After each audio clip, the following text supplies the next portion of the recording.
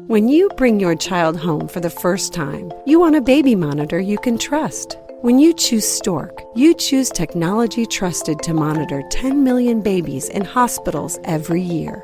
Stork continuously tracks your baby's pulse rate, oxygen saturation, and temperature. Visit MassimoStork.com to learn more. Stork, a revolutionary baby monitor, is born. Stork is not a medical device. Read and understand all product labeling. Massimo data on file.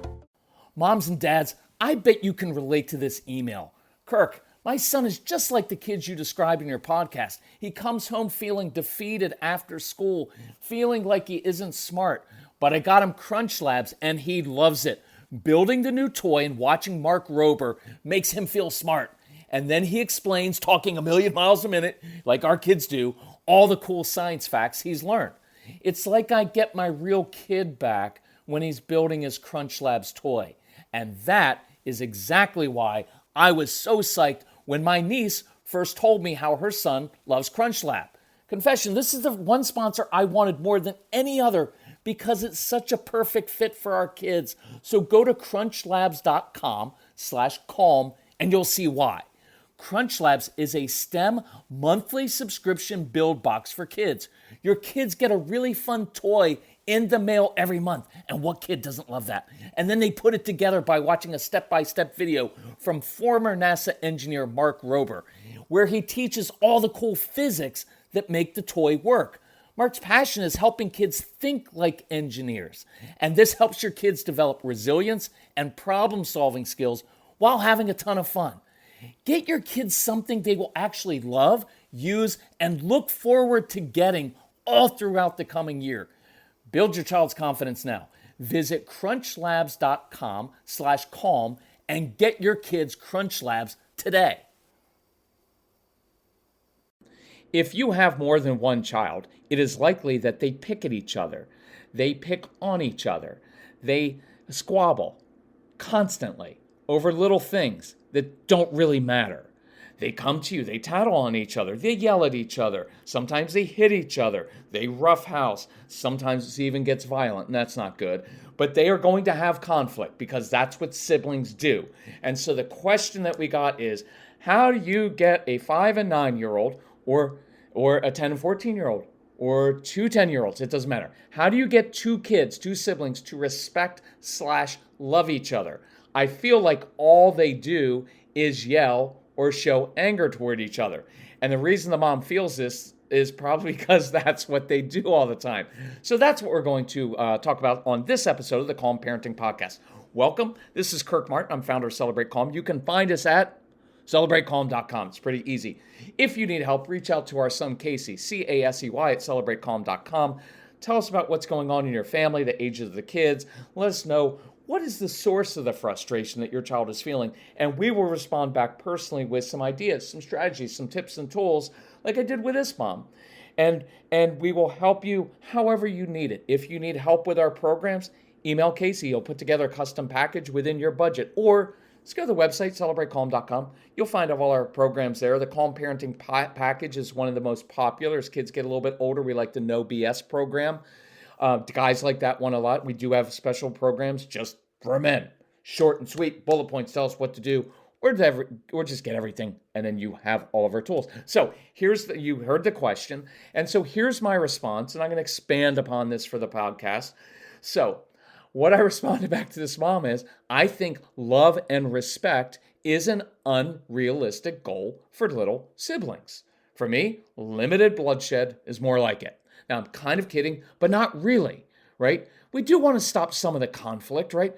But know that this is very normal and healthy as kids learn to set boundaries, as they learn to negotiate. So don't let it freak you out, because some parents, especially if they were an only child, they're not used to this. And you don't know, like, well, what's normal, what's not normal? And some of you get freaked out because you just don't like the noise. And maybe you grew up in a home like I did, where my parents fought all the time, and so I don't like conflict, so it's a trigger for me. But do think about this.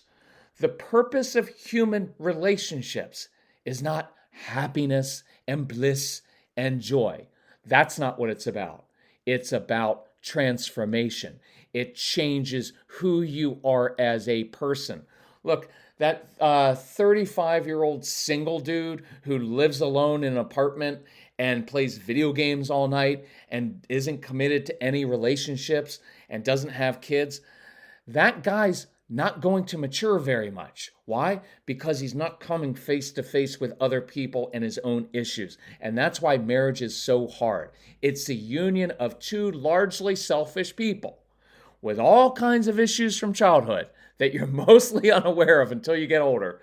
And they're coming together under the same roof with often competing agendas, with different parenting styles. And now you throw in a strong-willed child, and that throws everything into chaos.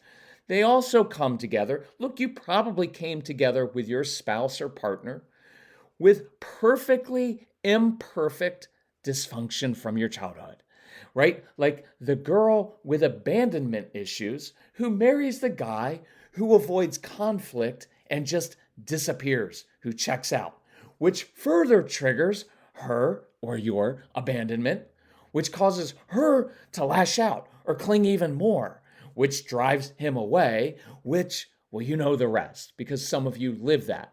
Or you have some version of that where it's like, oh, now I know I do this, he does that, and then that triggers me, and then it's this endless cycle. And now you come face to face with the person who knows you best, who knows all of your flaws, your embarrassing character traits, right? Which is why sometimes hubbies get very controlling. They don't want their wives going out after they blow up for fear their wives are going to tell the other women and other couples about how he threw spaghetti on the wall because one little thing went wrong. That happens, right? So that's why marriage is so difficult, but why it is also one of the things that you need to work on hardest because it will cause you to grow up more quickly than anything else. But it's hard, and that's why everybody puts it off. Everybody puts it off, right? So you complain about your kids, oh, they don't do the hard things. Neither do you, neither did I. Put it off, put it off, put it off. But I want you to dig in and work on it. And I do have a warning for you. These issues aren't going away. It's not just going to magically appear. Well, I heard this other day on a phone consultation. Well, my hubby said, well, once we move into the new house, we won't have all that stress and everything will be better. Very typical guy kind of thing because that was me. Oh yeah, when this happens, all of my own personal issues are going to go away somehow magically, and so are yours, and we're going to have bliss. That's so, besides wrong, it's immature, and it just doesn't work. And so I want you to dig into that. Quick plug, be upset if you want. Part of the reason that we put together our marriage program is that because most people don't want to go to marriage therapy. And I understand why, because when we did it, you know what it felt like? It felt like the therapist and my wife were teaming up on me, right? Because it's like 2-on-1.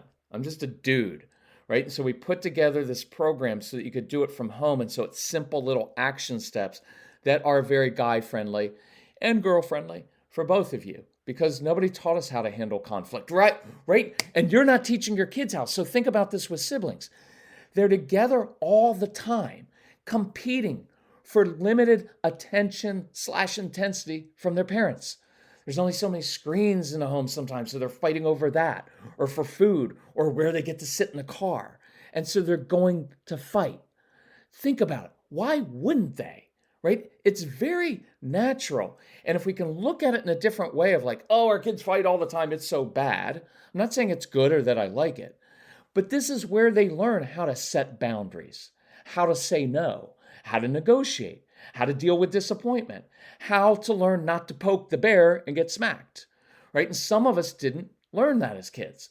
We disappeared, or we let our older siblings run over us. And then they learned how to use intimidation on us, and then they got married and they did that with their wife. Or they learned to be sneaky, right? It's where they're learning how to have human relationships. And think about how short-sighted we are. What do we tend to do? You know what? You guys be quiet. You go to your room, you go to your room. And we separate them. Why?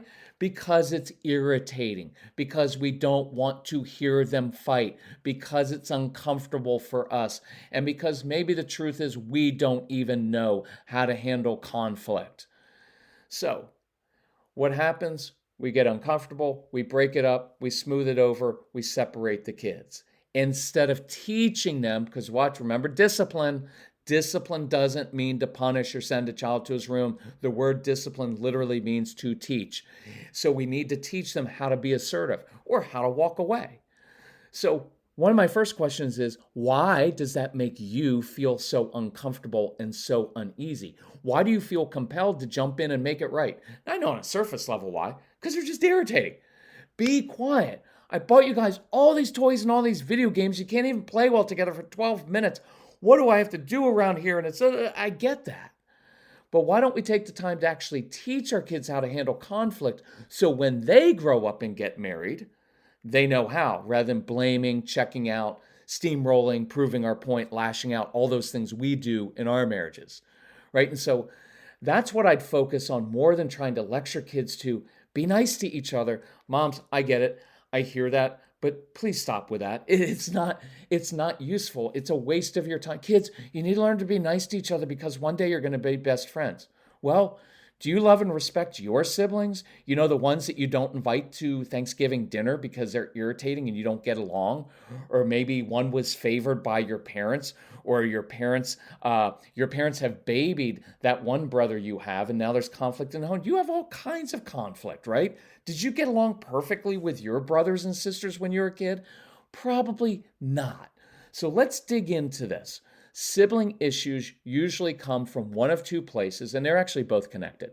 Usually there's a provoking child and a reacting child. Now, the first source of sibling conflict is boredom.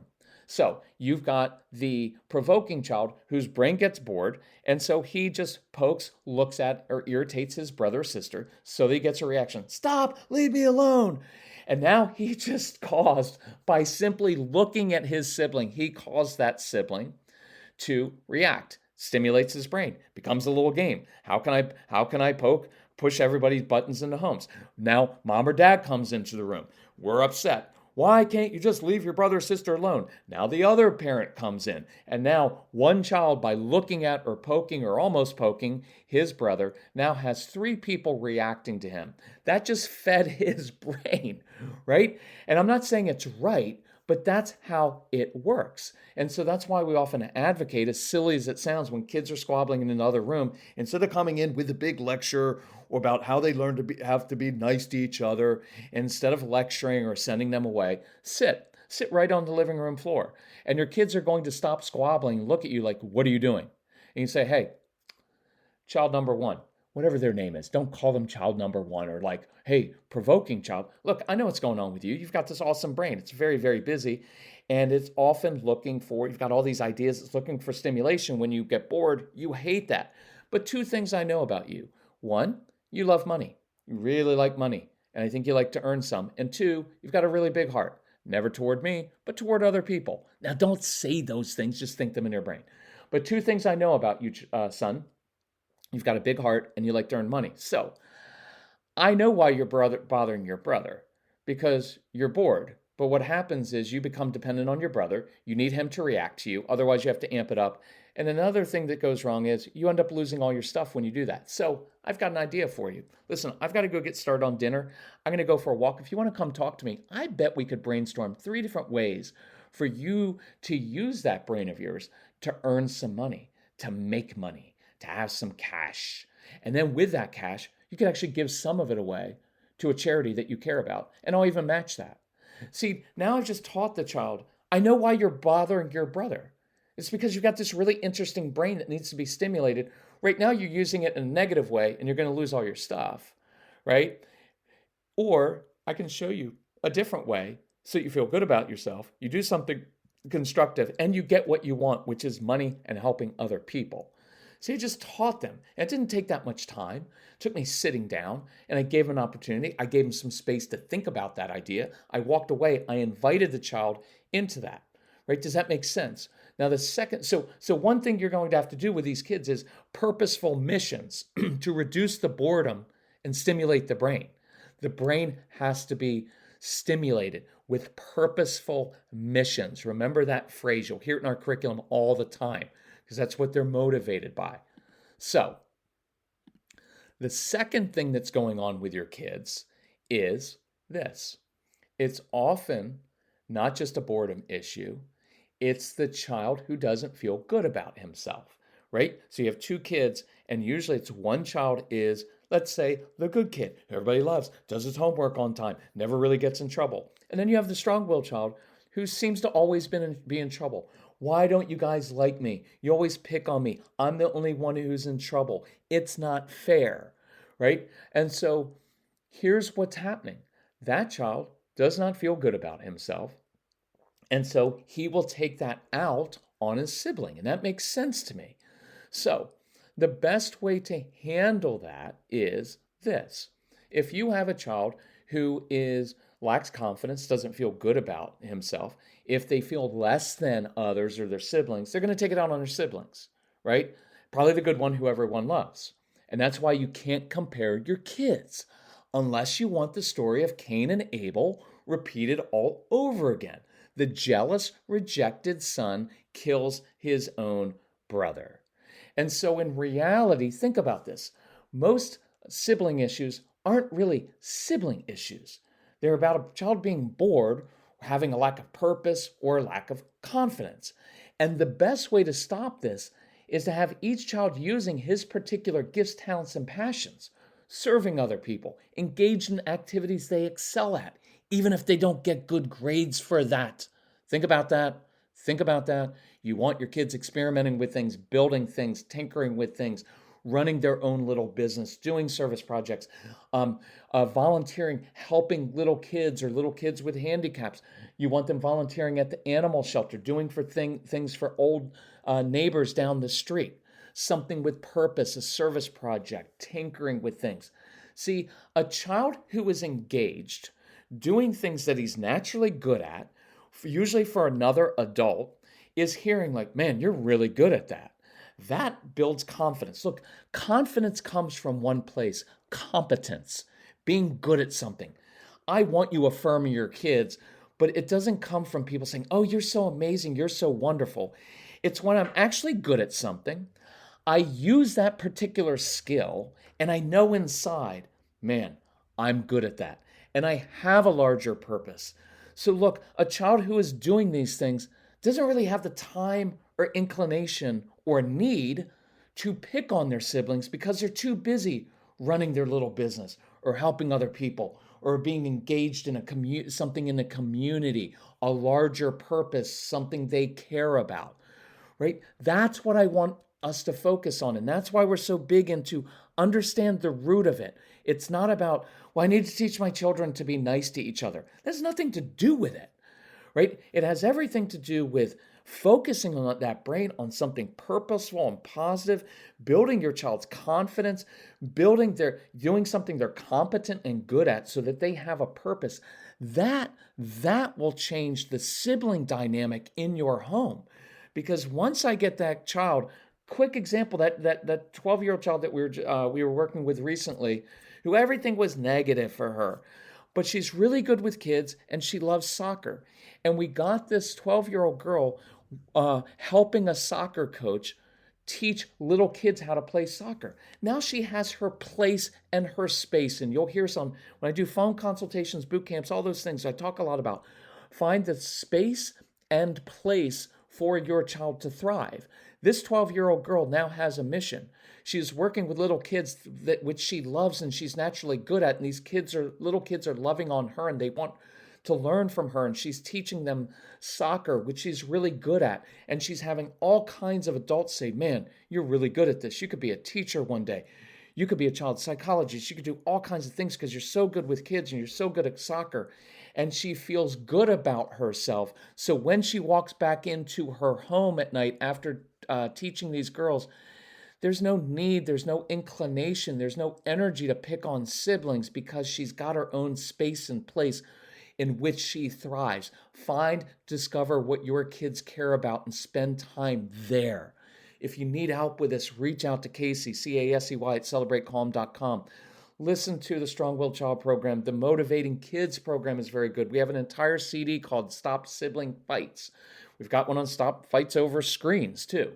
But I encourage you, go through these programs in detail because they will show you exactly how to do this. And if we can help you, let us know because we want you to enjoy your kids again. Love you all. Talk to you soon. Bye-bye.